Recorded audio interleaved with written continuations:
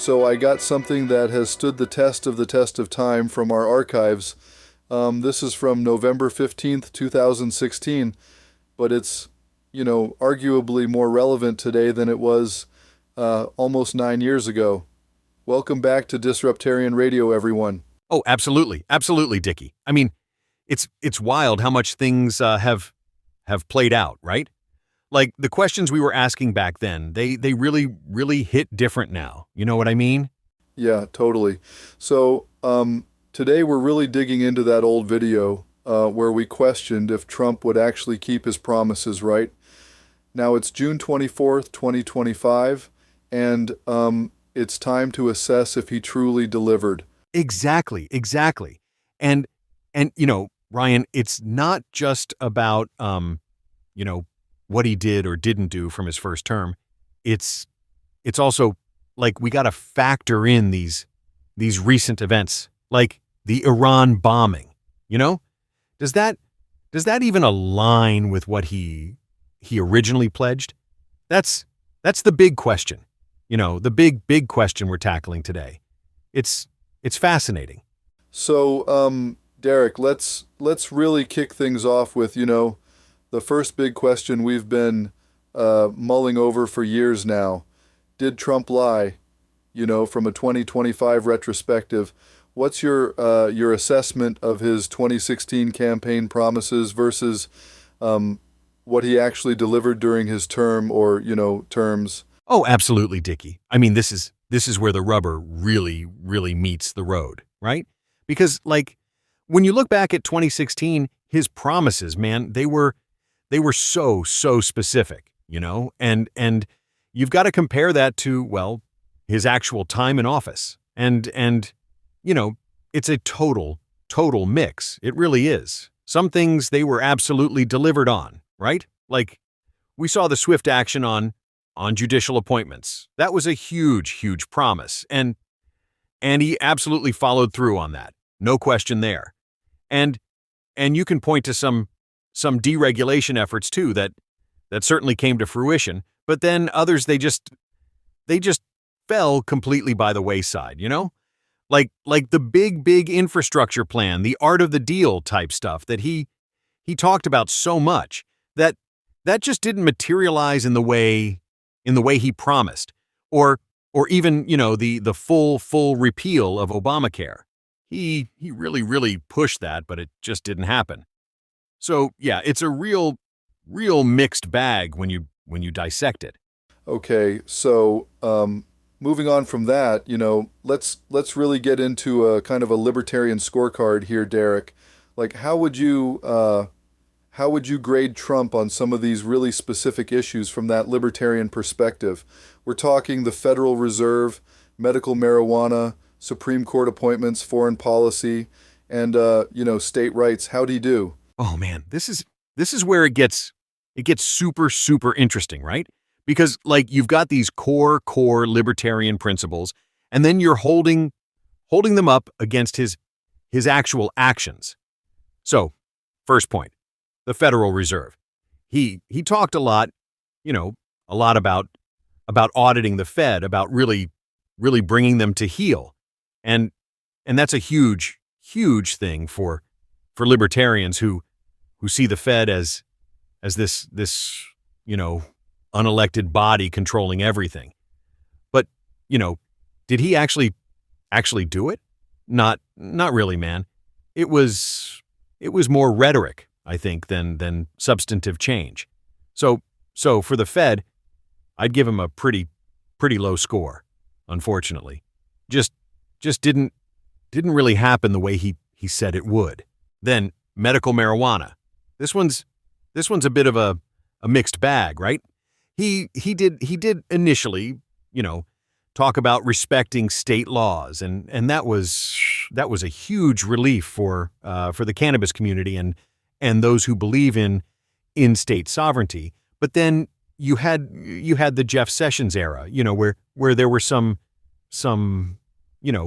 pushes to crack down, which kind of walked back those initial good vibes.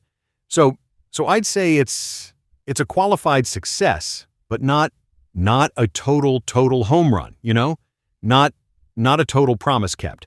Supreme Court appointments, though, oh, absolutely. This is where he delivered big time for constitutionalist libertarians, getting Gorsuch, Kavanaugh, Barrett.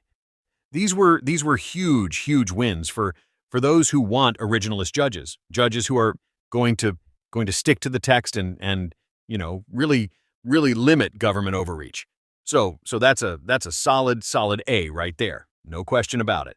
Foreign policy, he talked a big game about non-intervention, about America first, about ending endless wars, and that's music to many libertarian ears. It really is. But then, you look at the actual troop deployments, some of the actions in the Middle East, it's not a complete departure from interventionism. It's more nuanced than the rhetoric, So while the stated intent was libertarian friendly, the execution was more traditional in some ways. So I'd say a mixed grade there too. Not a total abandonment of the imperial project, unfortunately.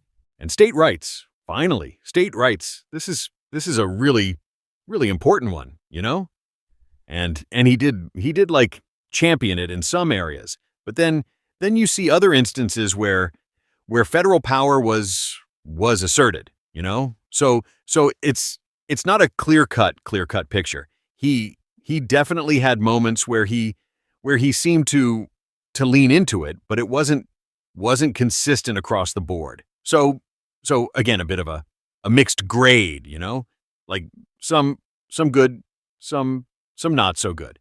So yeah, that's my breakdown for his libertarian scorecard, man.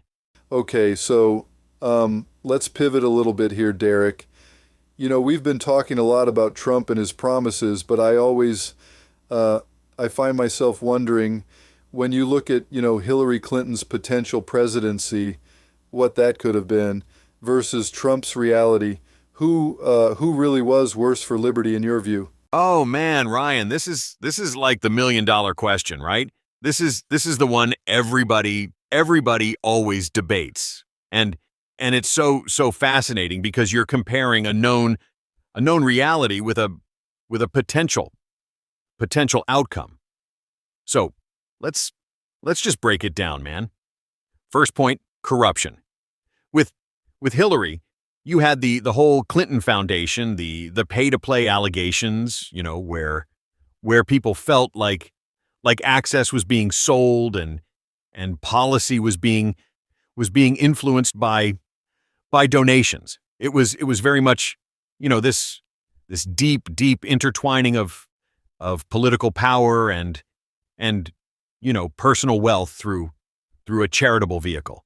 And that's incredibly problematic for liberty, because it means the rules aren't the same for everybody.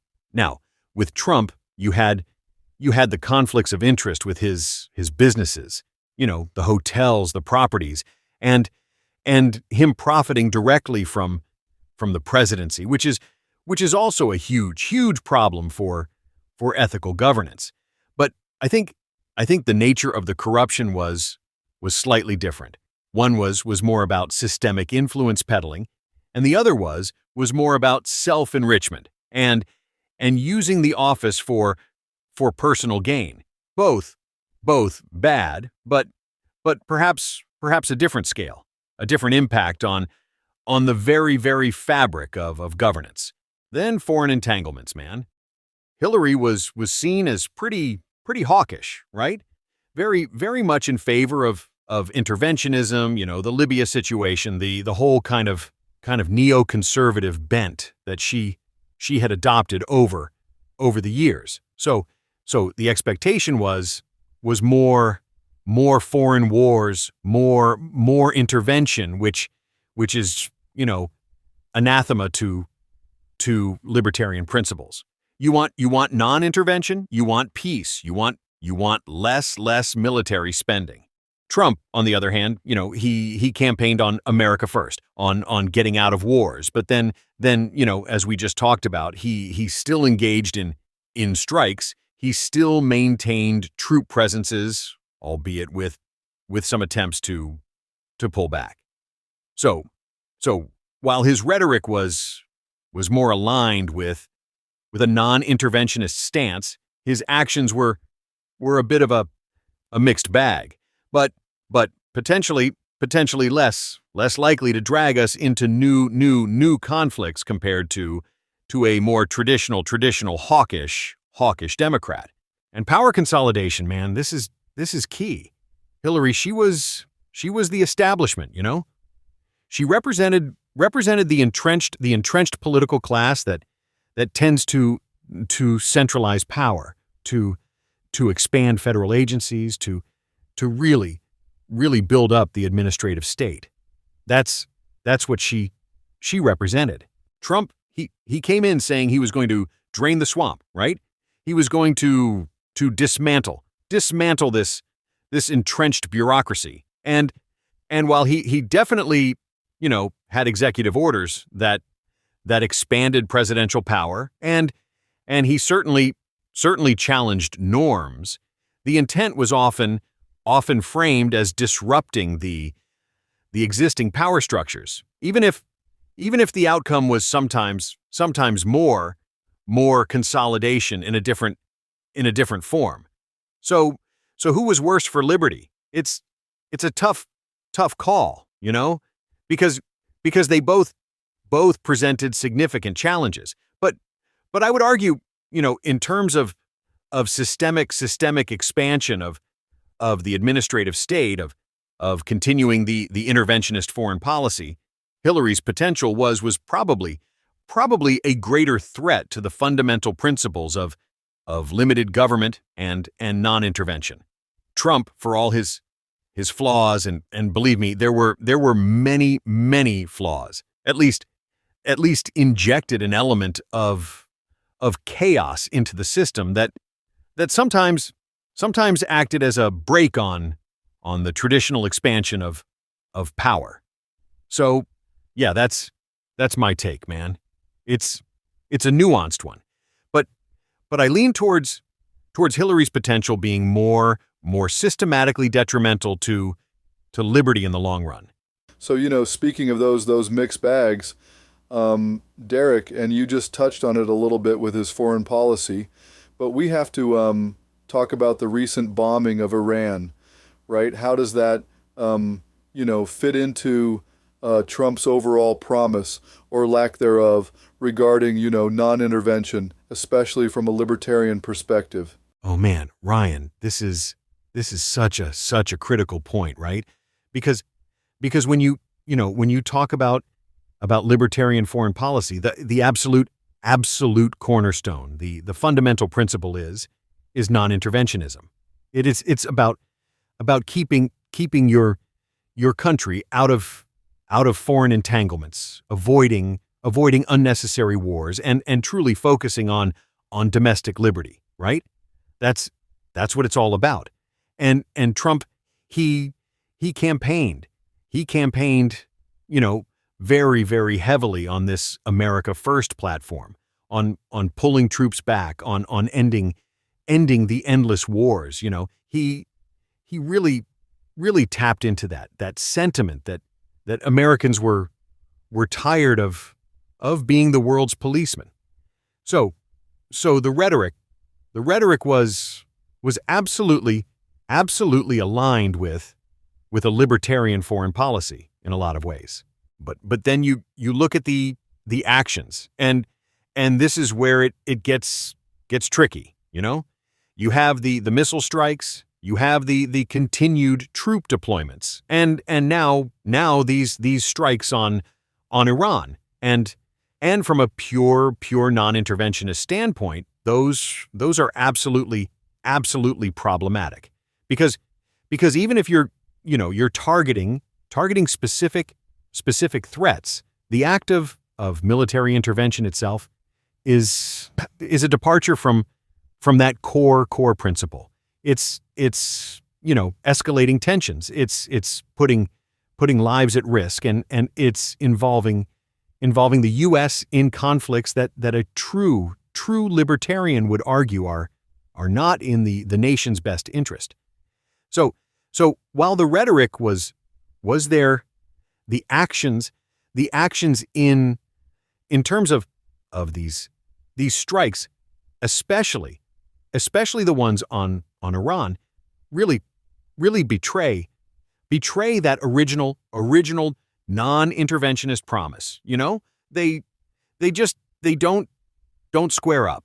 Yeah, it's tough, right? Because you see the rhetoric, and then the actions sometimes just don't quite line up, and that kind of leads me into another big thing with Trump. This whole idea of the deep state, right? Was that a real battle, or do you think it was just more political theater, just good for the campaign rallies and getting people excited? What's your take on that, Derek? Oh, that's such a loaded question, Ryan, and it's fascinating, right? Because the deep state narrative, it resonated so strongly with so many people, especially those who felt marginalized by the establishment, those who felt like things were rigged against them. And Trump, he absolutely capitalized on that. He really framed himself as the outsider, the one fighting against the entrenched powers. Now, was it a real battle? I think you have to look at it from a couple of angles, right? On one hand, there's absolutely evidence of resistance within the bureaucracy, within various government agencies. You saw leaks, you saw public disagreements, you saw a lot of friction between the political appointees and the career civil servants, and that's not necessarily a conspiracy, but it's definitely a clash of cultures and of agendas. Do you know what I mean? So in that sense, there was a real struggle to implement his agenda, to get his policies through, right? But then you also have to consider the political theater aspect. Trump, he's a master of narrative, right? He knew how to rally his base, how to create an enemy, and how to position himself as the hero fighting that enemy.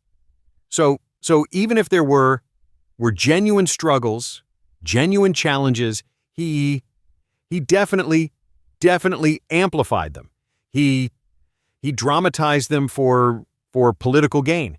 It was part of his brand, his persona, So you can't really separate the two entirely. It was both a real battle in terms of bureaucratic resistance, and also a very powerful piece of political theater that energized his supporters. He really knew how to play that card.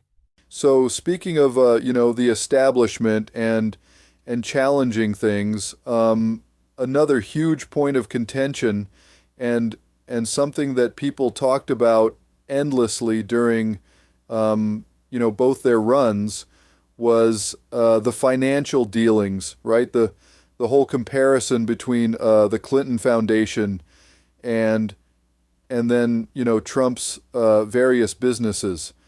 How do you even begin to untangle like that web of potential conflict of interest and just perceived corruption, Derek? Like, where do we even start with that comparison? Oh man, Ryan, that's a whole can of worms, isn't it? It's such a central part of the political discourse surrounding surrounding both of them. Do you know what I mean? And you have two very, very different models, but both raising serious questions about influence and money and power, right? So on one hand, you've got the Clinton Foundation, which is structured as a global charity, a philanthropic organization. And the criticism there, the big criticism was always about the flow of foreign donations, you know?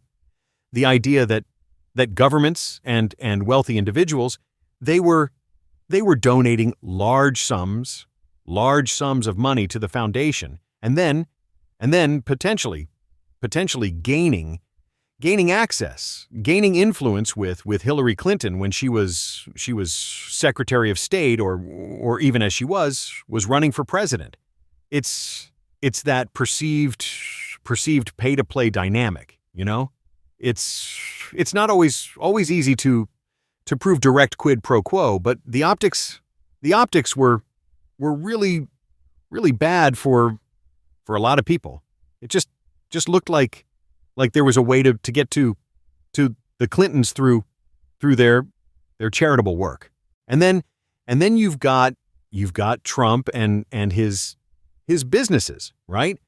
Which were primarily real estate, hospitality, licensing, and the big issue there was the direct financial interest. When he became president, he didn't divest himself from his businesses in the same way that many past presidents have done. He kept his ownership, put his children in charge.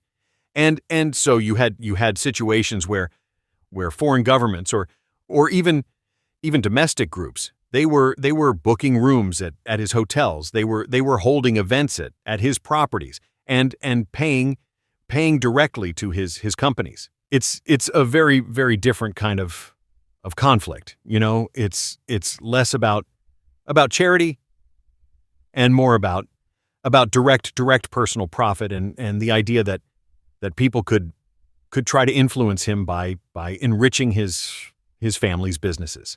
So you have one that's more about indirect influence through a charitable vehicle, and the other one that's more about direct financial gain from a sitting president's continued business interests. Both incredibly problematic from an ethical standpoint, you know, and they both raise questions about integrity and fairness in politics. It's a fascinating comparison because they're corrupt in very, very different ways, but equally concerning, sweet. So speaking of money and financial dealings, that kind of leads us really well into Trump's economic nationalism, right? Like the whole idea of tariffs and trade wars and protectionism. Like from a libertarian perspective, Derek, do you feel like these policies they advanced free markets and individual liberty, or did they ultimately harm them? Like what's the libertarian take on all that? Oh, that's such a core debate, isn't it, Ryan? Because libertarianism it fundamentally champions free markets, right? And open trade. So when you look at Trump's approach to economic nationalism, it's a very, very different philosophy, a very, very different approach from what a typical libertarian would advocate for. The whole idea, the premise of tariffs, and trade wars, that's inherently interventionist. Do you know what I mean? Libertarians, they believe that trade should be voluntary. It should be unencumbered by government interference. So when you put tariffs on goods from other countries, you're you're essentially you're essentially taxing American consumers, right? Because the cost of those imported goods, they go up. And and then and then American businesses that rely on those imports, their costs go up too. So so it's not really a tax on China or Mexico. It's a tax on American citizens and American businesses. And the thing is when you talk about free markets, you're talking about the ability of individuals and businesses to engage in commerce freely across borders without the heavy hand of government saying, no, you can't buy that, or you have to pay more for this because it came from over there. So from a pure libertarian standpoint, the tariffs, the trade wars, the protectionism, they were absolutely harmful to free markets. They created distortions. They increased costs and they restricted the choices of consumers and businesses. It's a really clear break from free market principles, really. Speaking of core principles, right? That leads us really nicely to the Supreme Court. I mean, Trump made a lot of noise about his appointments there, and obviously, we saw some really significant shifts, particularly with the overturning or weakening of Roe v. Wade. From your perspective, Derek, as a constitutionalist libertarian, did Trump actually deliver for conservatives on that front, and what was the impact from our specific viewpoint? Oh, that's a huge one, Ryan, really. I mean, when it comes to the Supreme Court, Trump's legacy, it's pretty undeniable for conservatives, right?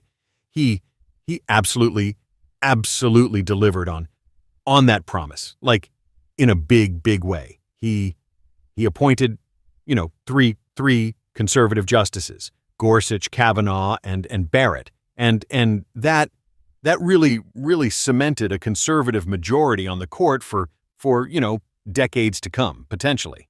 And the thing is from a constitutionalist libertarian lens, the overturning of Roe v. Wade, it's a very complex issue. On one hand, many constitutionalists, they'd argue that Roe v. Wade itself was an example of judicial overreach, right? That the Constitution doesn't explicitly grant a right to abortion, and therefore the issue should revert to the states, which is, a very libertarian principle, state sovereignty. That's a big deal. So from that perspective, the court's decision in Dobbs v. Jackson Women's Health Organization, which overturned Roe, it's seen as a victory for federalism and constitutional originalism.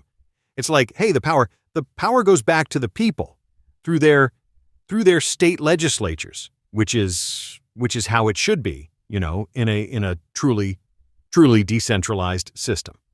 Now, for some libertarians, they might argue that individual liberty should encompass the right to make personal health decisions, including abortion, free from government interference. But the constitutionalist take, it's more about where the power legally resides, right? And for them, it's with the states, not with the federal government or the courts making laws from the bench. So yeah, in terms of delivering for conservatives, absolutely, 100%. He totally delivered on that promise, really. That whole idea of state sovereignty, and the power going back to the states, that really brings up another point that Trump, touched on during his campaign, and that's medical marijuana and cannabis in general. There was a lot of talk in 2016 about respecting state laws, not really getting in the way. So, Derek, looking back now, in 2025, when we review his actual federal stance on cannabis, and this whole idea of state sovereignty around it, was that promise kept, or was it ultimately, kind of betrayed? Oh, that's a sweet question, Ryan, really. And this one, it's a bit of a mixed bag, right? Because Trump, he absolutely, he campaigned on a promise of respecting state marijuana laws. He really said, "Hey, I'm gonna leave it up to the states," which for libertarians, that's like music to our ears. That's a beautiful thing. That state sovereignty. It's a core principle. But then, do you know what I mean? Once he was in office, it got complicated. Really complicated. You had Jeff Sessions, his first attorney general, who was, a staunch opponent of marijuana legalization, right? And Sessions, he actually rescinded the Cole memo, which was this Obama-era guidance that basically told federal prosecutors to mostly back off from states that had legalized cannabis. So that was a clear move that definitely seemed to go against that promise of state autonomy. Now for many people, including a lot of libertarians, that was seen as a betrayal, right? Because the federal government, it still classifies cannabis as a Schedule I drug, the same as heroin, which is just absurd when you look at it. And despite what Trump said on the campaign trail, the actual federal policy, it didn't really change. There wasn't any federal decriminalization. There wasn't a major shift to fully respect state laws without reservation. So while Trump himself, he didn't aggressively pursue like major federal crackdowns, the underlying federal prohibition, it remained in place. And his administration, it did allow for certain actions that created uncertainty for the cannabis industry in legal states. So I'd say on that one, when it comes to medical marijuana and state sovereignty, it was more of a half-kept promise, maybe even a betrayal in practice, really, due to the actions of his cabinet and the lack of proactive federal reform. Yeah. So, we've talked about a lot of specific policies and promises, but I want to, broaden this out a little bit for our last point. The thing is, well, Trump, he's such a strong personality, right? He's got this huge populist appeal. How do you think, Derek, his entire approach, this kind of cult of personality, really impacted the libertarian movement as a whole? Did it dilute our ideals, or did it actually energize them in some way? And we can't forget there was that interesting moment with Elon Musk versus Trump too. Oh, that's a really insightful question, Ryan, because Trump's impact on the libertarian movement, it's complex, it's nuanced, really. You had some people, some libertarians who were absolutely energized by his anti-establishment rhetoric, right? They saw him as someone who was genuinely fighting the deep state, as we talked about, and challenging the political elite. For them, it was like, finally, someone's shaking things up. And that definitely brought new eyes, new attention to ideas about limited government, about individual liberty, even if Trump himself wasn't perfectly aligned with every single libertarian principle. But But then you also had, a significant number of libertarians who felt that his populist approach, it really diluted the core principles of libertarianism. His economic nationalism, for example. Do you know what I mean? The tariffs, the protectionism. That's absolutely antithetical to free markets, to free trade, which are fundamental libertarian tenets. And also his rhetoric, it often veered into territory that many libertarians felt was collectivist or focused on national identity over individual rights. So it was a real push and pull, really. And that Elon Musk versus Trump dynamic, it's a perfect illustration of that, really. You had Musk, who at times seemed to embody some of that anti-establishment disruptive spirit that appealed to a certain segment of the libertarian world, and he was initially somewhat supportive of Trump's agenda, particularly, around deregulation. But then as things evolved, as Trump's approach, it became clearer. Musk, he definitely distanced himself, and you saw that clash of personalities, of ideas, really highlighting how even those who shared a common enemy in the establishment, they didn't necessarily agree on the solutions or the path forward. So yeah, it was energizing for some, but absolutely diluting for others, right? A real mixed bag for the movement. So Derek, we've gone through so much today, really digging into Trump's promises from 2016 versus, what actually happened by 2025. When you look at it all, the kept promises, the broken ones, the foreign policy, the economic stuff, what's your overall reflection on his terms and their impact on liberty, and just the American landscape in general? Wow, Ryan, that's the big question, really, isn't it? I mean, I think what we've seen through all this discussion is that Trump's presidency, his terms, they weren't a simple narrative of either absolute success or total failure for liberty. Do you know what I mean? It was truly a mixed bag, really. On one hand, you had those Supreme Court appointments, which absolutely delivered for a certain segment of the conservative and constitutionalist movements, right?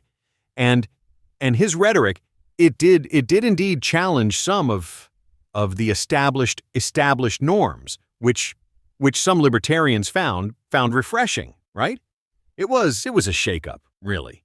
But then you also had, the expansions of federal power in certain areas, the economic nationalism that goes against free market principles, and the foreign policy actions, the interventionism, right?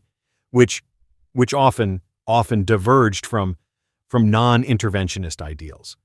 So I'd say his impact on liberty, it's definitely a story of tension, of contradiction, really. It energized certain aspects, but it also challenged others. It's going to be debated for a very, very long time, Ryan. Absolutely. Yeah, I think you're absolutely right about that, Derek. It's